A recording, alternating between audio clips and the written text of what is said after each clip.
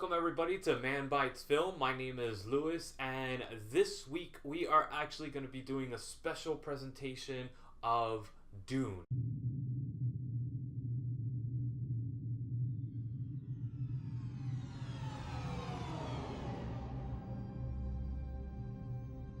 A beginning is a very delicate time. Know then that it is the year 10,191. The known universe is ruled by the Padishah Emperor Shaddam IV, my father. In this time, the most precious substance in the universe is the spice melange. The spice extends life. The spice expands consciousness. The spice is vital to space travel. The Spacing Guild and its navigators, who the spice has mutated over 4,000 years, use the orange spice gas, which gives them the ability to fold space. That is, travel to any part of the universe without moving. Oh yes, I forgot to tell you. The spice exists on only one planet in the entire universe. A desolate, dry planet with vast deserts. Hidden away within the rocks of these deserts are a people known as the Fremen, who have long held a prophecy that a man would come, a Messiah, who would lead them to true freedom. The planet is Arrakis, also known as Dune.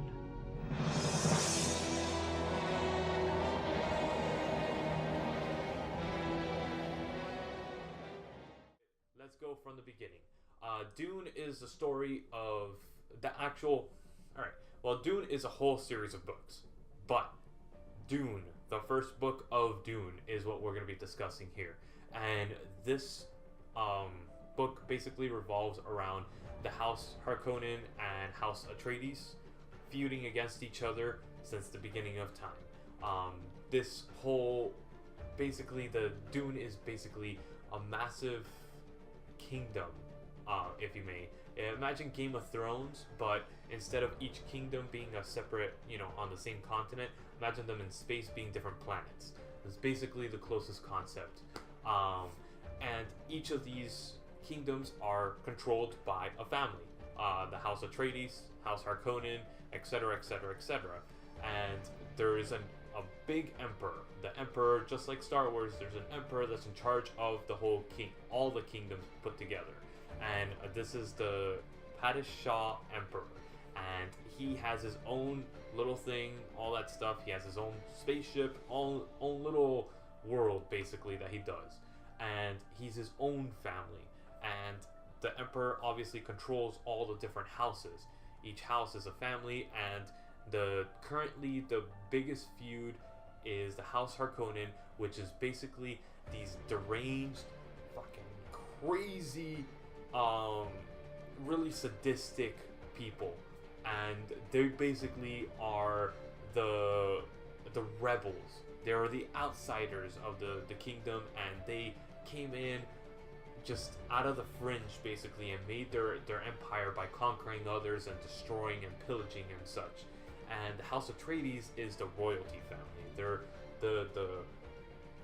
the kingdom that basically says, let's treat our people equally, let's do the democracy. Basically the US and Russia. This is how I compare it to that, at least, because, I mean, you could kind of tell, you could pull the similarities between the US and Russia, or what the US thinks of Russia, rather.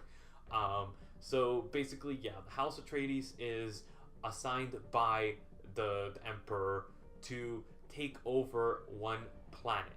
This planet changes hands every so often, in accordance to what the Emperor wants. And basically, this planet, Dune, or the planet actually has the spice that allows these basically mutated humans to travel through space. Basically, what they're able to do with the spices, they're able to see past the normal conception and fold space and time and meet up with one another. So their travel could just go boom boom right across. And their travel doesn't take decades to travel across the galaxy.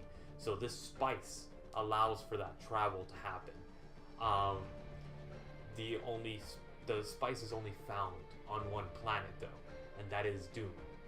This planet, unfortunately, is only allowed to be controlled by one house, and it doesn't have a house of its own.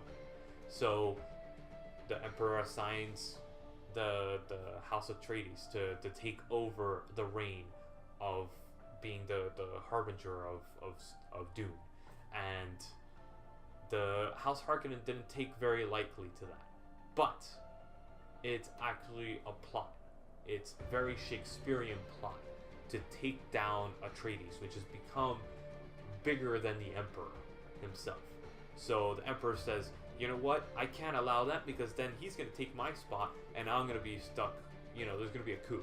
And I don't want that to happen. So I'm going to assign the House Atreides to take over the planet that's being, everybody wants control of that planet. So they don't want the spice to stop, because obviously they can't travel through space if the spice stops. So if they put House Atreides and then they sabotage plans of Duke Leto and Paul Atreides to make the planet big and successful and all that stuff, then everybody will start hating the House Atreides, and the the threat level to the Emperor will drop. And not only that, he works with the House Harkonnen to bring down the House Atreides, and that is the beginning of Dune. It's basically the very Shakespearean concept of bringing down one house to control power, and they're brought down. They're brought down by the House Harkonnen and the Emperor. And this is not spoiling anything because it's very obvious from the beginning of the films, all of them, that this happens. But the story that happens afterwards is what becomes the legend of Dune and the success of Dune, and the cult following that is Dune is because of what happens afterwards. Duke Leto, which is the head of the House Atreides, is killed. Paul Atreides, the son, actually takes over the reign, and because of the coup and all the events that unfold after, he is given control of the House Atreides. But nobody knows that he's alive. Everybody thinks that the House Atreides is gone, done, completely. So they are sent to the desert to die, because House Harkonnen cannot kill the other family, because they want to be able to plausibly deny that I didn't kill the family. They died in the desert because they ran away. So that's what they were able to say, because they let them die in the desert, which this planet is a giant desert, and it's surrounded by the most awesome sci-fi creatures ever, the sandworms. These things are freaking massive. All right, they're awesome looking, and they are so cool in all the films actually, but particularly the David Lynch film. Oh my god, it is so cool how they did this. And it basically they're forced to survive in the desert with the basic information that they were given in the time that they actually lived in Dune, which in the books I believe it was more than 6 months, but obviously in the films it's condensed to just maybe 20 minutes of the film. And they're basically a legend that is being attached to Paul Atreides for certain reasons. And I don't want to give that away because that's a big part of the film and a big part of the books and all that stuff, and I want you to be able to enjoy this film. So that's the beginning and basics of Dune. That gives you a concept of what the story is and how epic it is. Alright, so now I want to go into the film history of it and what I think of the films and each of the different parts that it's played in the creation of the Dune legacy. Alright, so in 1973, Alejandro Jodorowsky took over the reins to be able to create this film. The man is a lunatic. He's a French lunatic that just completely out there, and he wanted to use Salvador Dali as the Emperor, Orson Welles as the Baron Harkonnen, which is the lead of the Harkonnen family, which was a sadistic child rapist. I mean, really messed up character. And Mick Jagger as Feud Ratha. I always pronounce it wrong. And it just completely fell apart. The man was a lunatic. He was blowing up the budget. He was making it completely unrealistic. I mean, the man wanted to use Pink Floyd as the musical artist. I mean, this would have been awesome if it would have been a great director behind it. This man did crap. So the project fell apart. But there's actually a very fascinating documentary called Jodorowsky's Dune. And this documentary revolves around all the potential that this story had, with some of the examples that I just gave now. He actually storyboarded the whole film. By the time they're trying to get the funding and all that stuff, that he had storyboarded the whole thing. So in the documentary, you see a giant book this thick and about this wide, with all the storyboards actually hand drawn by Jodorowsky, and it looks awesome. But only if he wasn't directing it, I would be like, on board, 100% on board. So after this, obviously the project fell apart because the guy was a lunatic, and Ridley Scott in 1976 took over the reins of it, and he was actually working with H.R. Giger, the one that did the Aliens concept art and all that, to make the film, just in the same vein as Alejandro Jodorowsky, but him directing it, which would have been, holy crap, amazing. Oh my god. And then the studio pulled him to do Blade Runner, and I was like, when I saw that and read that, I was like, Blade Runner? Ridley Scott Dune? I don't know if I could do without Blade Runner, but oh my god, this potential of Ridley Scott doing Dune right after Alien and all these films that just got released by him. Oh my god, that would have been epic, right? So that fell through, obviously, again. And then 1981, David Lynch picked up the project, and this film actually got made. Butchered by the studio, but it got made. The film runtime is about 2 hours and 17 minutes, and it is fantastic. It's the best version of Dune that we currently have. The film was cut from almost 3 hours to 2 hours and 17 minutes. I mean, that's a big cut. That's a 45-minute cut that they did of the film, because the studio said that it's not possible to do that film and actually market it and all that stuff. And David Lynch wasn't big yet, unfortunately, and he didn't have the pull with the studios that he needed to be able to say no. But the film is amazing. I think the special effects are fantastic for its time. A lot better than the 2000 film remake of it. The characters are built up correctly. I think the characters are built up correctly. I think obviously David Lynch took a lot of liberties with the book, like everybody, because I mean, he didn't have the time. At least from the final cut of the project, it looks like he took a lot of liberties from the book, and he cut a lot of major scenes out. But then again, we don't know if they were part of the original cut and they got cut by the studio. So in that case, I give kind of David Lynch the benefit of the doubt, especially because I love his films. So I give Dune an 8.5 out of 10, the 1984 version. The next one was made in 2000 by Sci-Fi Channel, and it was a mini-series. It was 3 episodes long, and total runtime is 4 hours and 30 minutes. Now this is the same exact thing. It hits the exact same things as 84, but characters are flat. Characters are not well established in this one. It kind of just drags during certain scenes, and I wish there was more of the David Lynch stuff. the what do you call it, sandworms are cheesy looking. The special effects are trying way too hard, and you can tell that they did it on set so many times. You're like, what is this? I feel like you're on a sound stage. What are you doing?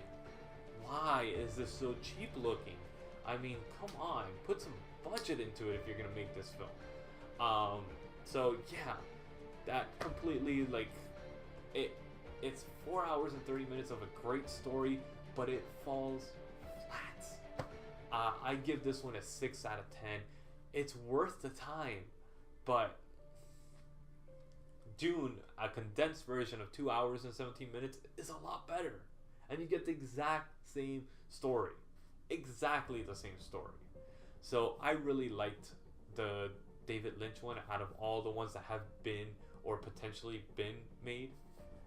I prefer that one the most. So now going into the future of Dune, the rights were bought by Legendary Pictures, which is a fantastic studio, and now it's been assigned Denis Villeneuve as the director for this project. There is no release date yet, but as of right now, the rumors that are circulating are 3 films are going to be released, all based on the first novel only. So this is the story of Dune, what David Lynch wanted to do, the 3-hour-long epic. I mean, this would have been what he wanted to do. It turned it into 3 films. I mean, each one is probably going to be 2 hours. And then they're going to do a mini-series on each of the houses, because there's a book for each of the houses. So they're going to do the House Atreides, House Harkonnen, and they're doing another one that has not been announced whatsoever. So I cannot wait to see the House Harkonnen on miniseries, because that is going to be epic. And with Villeneuve involved in the project, this man has done Arrival, Sicario.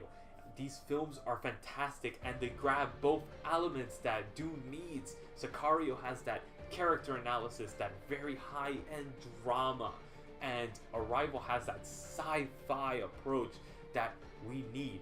Subtle sci-fi though, and the special effects, you can tell he knows how to do special effects properly and well done in such a way that it feels natural. So I cannot wait for this to come out, because it is going to be epic.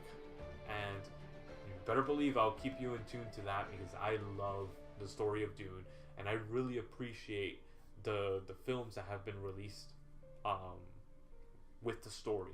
And now with this one being made with modern special effects, I think it's going to be so well done. So that's my review on Dune, the story as a whole. So I hope you guys enjoyed, and we'll be back next week with our regular review style, and hope you guys join us again. If you're going to Spooky Empire this year in October in the Orlando area, please stop by and see us. We're going to have a booth there, and I really want to talk films, talk to you about whatever review that you might think you have a dispute with. If you want to argue with me about films, I love it. Come on, bring it on. I want to be there. I want to argue with you, and I want to see what you guys have to say about the reviews that I do. So please stop by. Check out our website. Link's going to be down below. You could also check us out on Facebook, and just like us, comment, give me recommendations of what you want to do. As you see, I do the recommendations when I think it's actually something that's appropriate. So check us out next week. We'll see you guys then. My name is Lewis, and this is Man Bites Film.